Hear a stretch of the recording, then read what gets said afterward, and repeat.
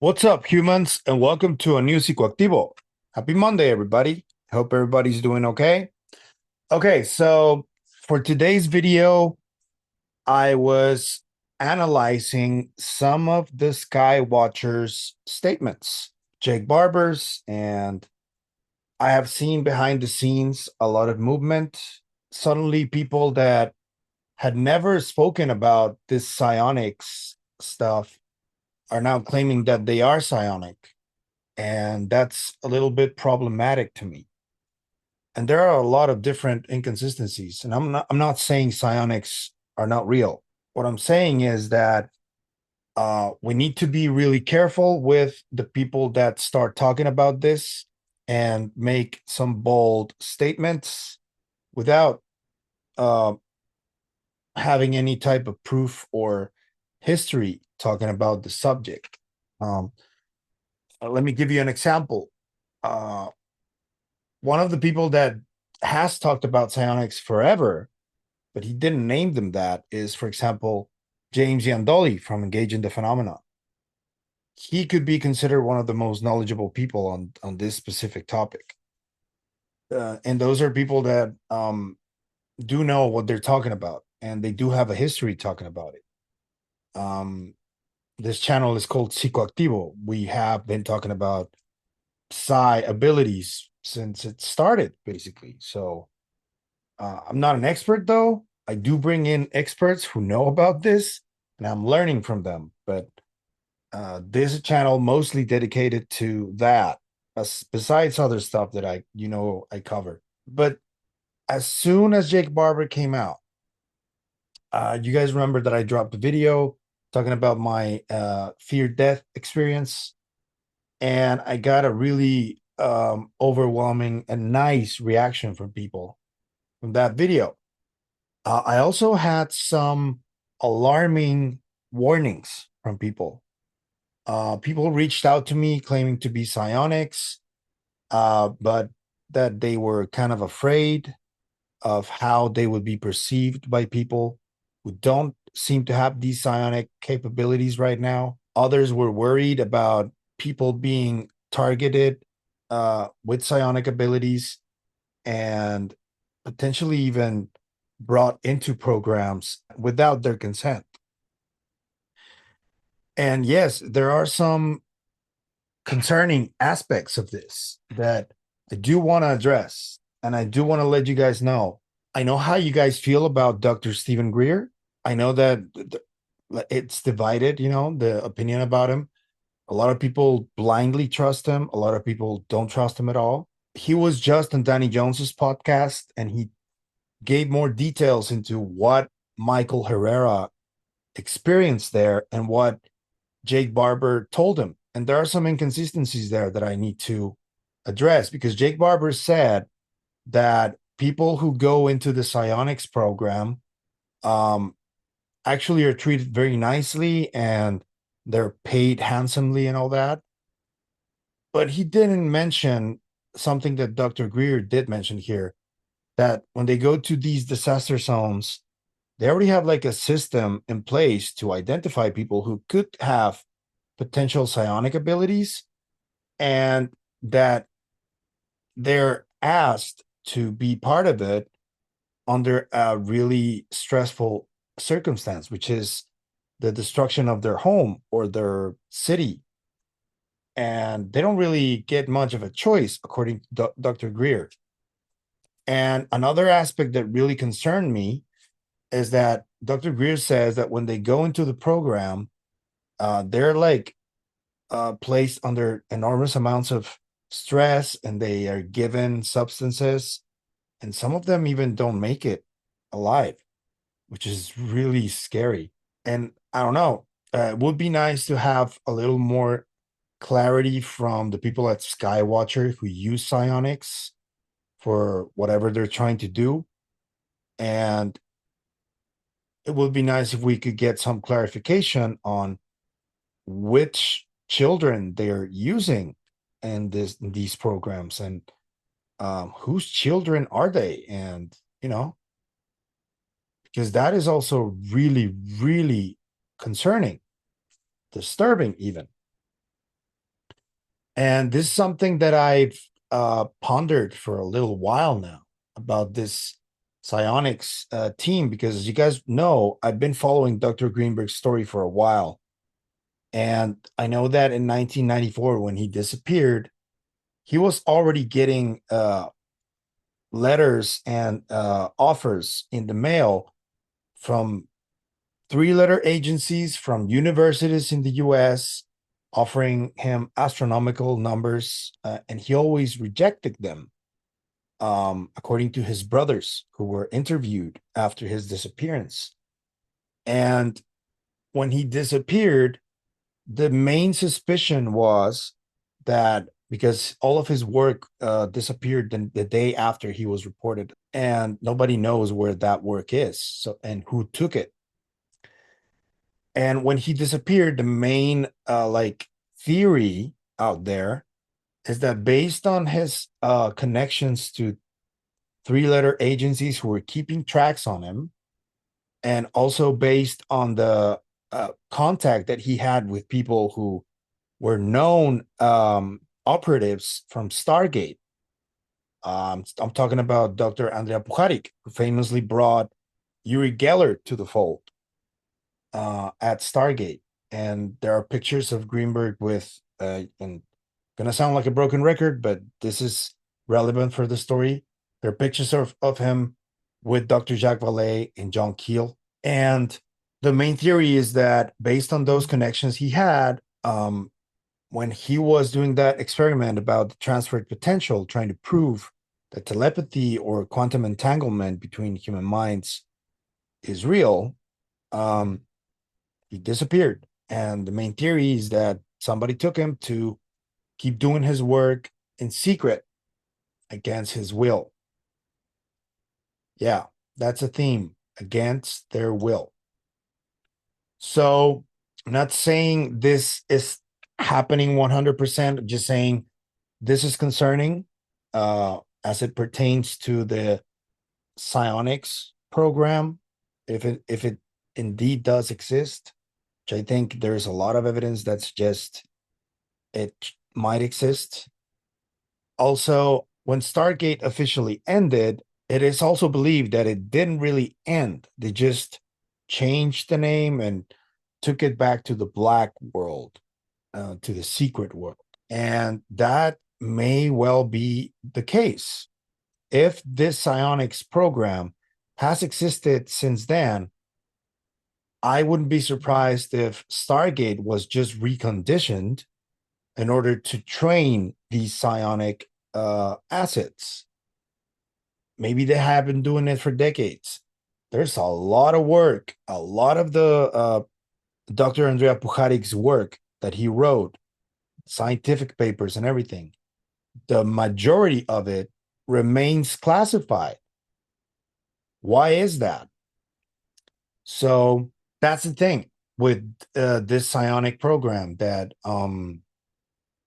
it really raises a lot of questions. And based on what Dr. Greer said here, there was a tsunami and earthquake in Indonesia, and they were on an expeditionary force, a humanitarian mission, to go there and help people and out of the Pacific. They were in the Pacific region. And he and 5 of his platoon buddies went off in a direction. And in the jungle, there was a clearing, and there was a 300-foot diameter man-made UFO, basically octagonal. He knew this, it was man-made? He knew that it was man-made? Oh, he could tell it was man-made, and it was manned by special operations guys, but in civilian garb. They were told, basically put down your weapons. They confiscated their weapons. They took their IDs. They threatened to kill them for seeing this. And one of the things he saw, they threatened to kill their own U.S. Marines.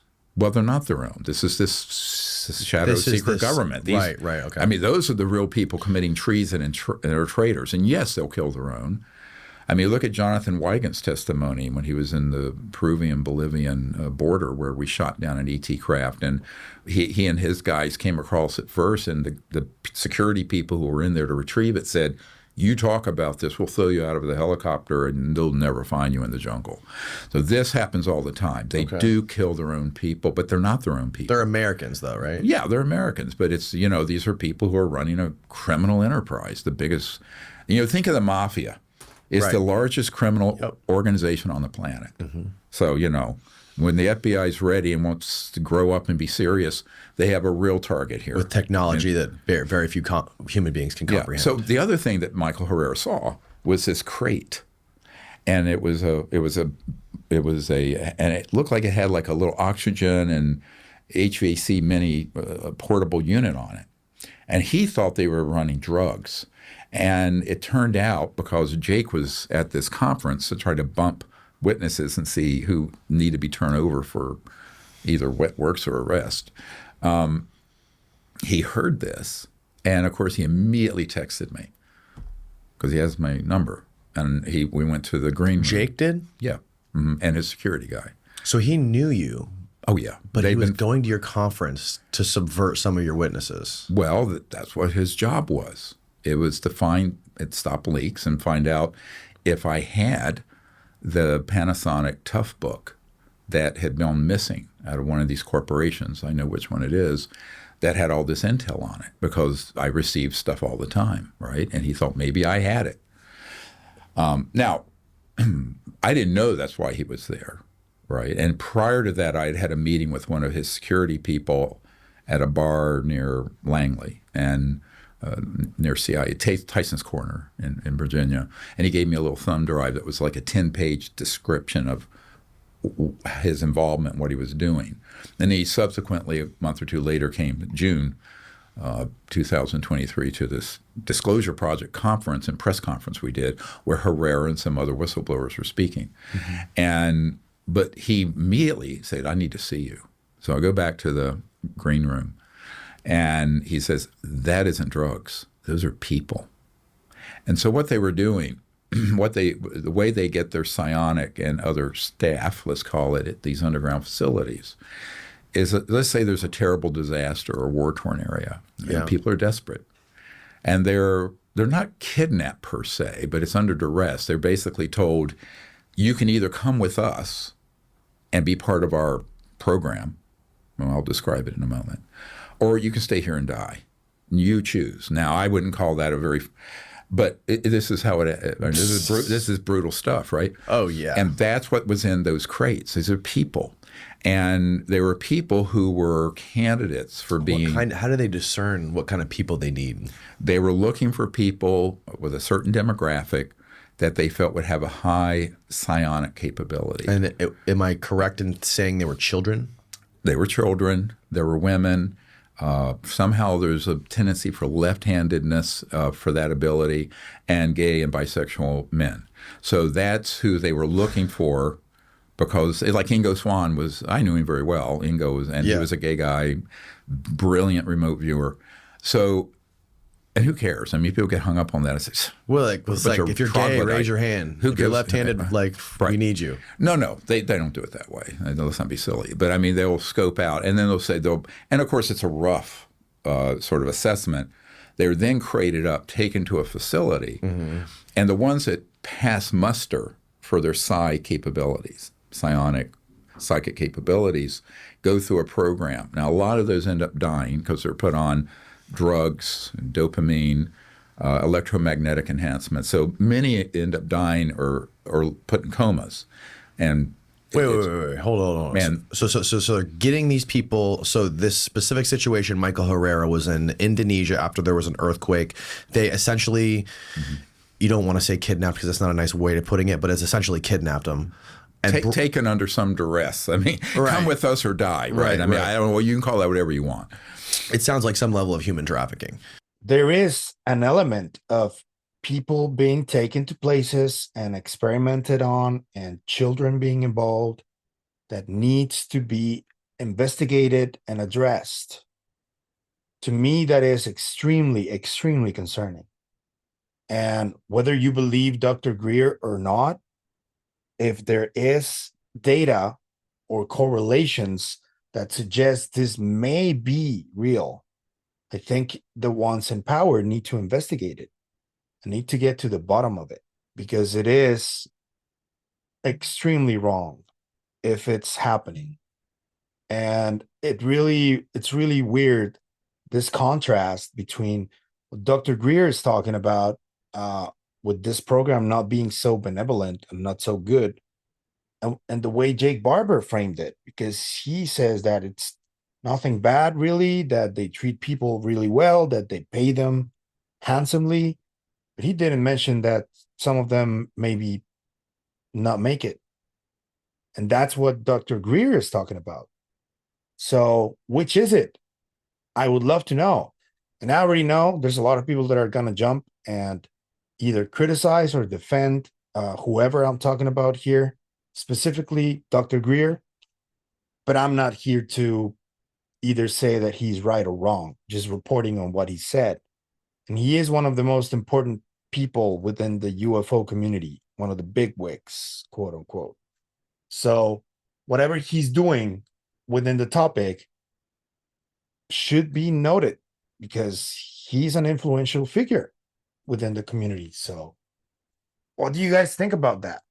The whole interview is very interesting. I would suggest you watch it just so you see the types of statements that Dr. Greer makes. And let me know what you think in the comments. He even brought a document where that he allegedly showed to President Donald Trump in the briefing that he did to President Donald Trump. That's what he's claiming. I don't know if that really happened, but that's what he claims he brought. And he showed the documents to Danny and everything. Kudos to Danny for being open-minded with his guests and allowing them to have a place where they can speak their minds, because he really does have some of the most controversial people and he treats them well always. So kudos, man. Let me know what you think about the latest Dr. Greer statement. What do you think about this concern that I have about the Psionics program and its potential illegality? Because does sound like it is not as good as Jake Barber painted it. So some clarity in there would be nice. But yeah, let me know what you think. If you like the content you see, I'm going to ask you to please like, share, comment, subscribe, and hit the bell icon so you can get notified when a new video drops. If you want to support the channel in any other way, I'm going to leave a few links in the description. Take your pick. And we have a members channel too. We're also on the KGRA website. I'm going to leave links everywhere. And that's it for me on this video. I'll see you guys in the next one. But remember, stay curious. Bye.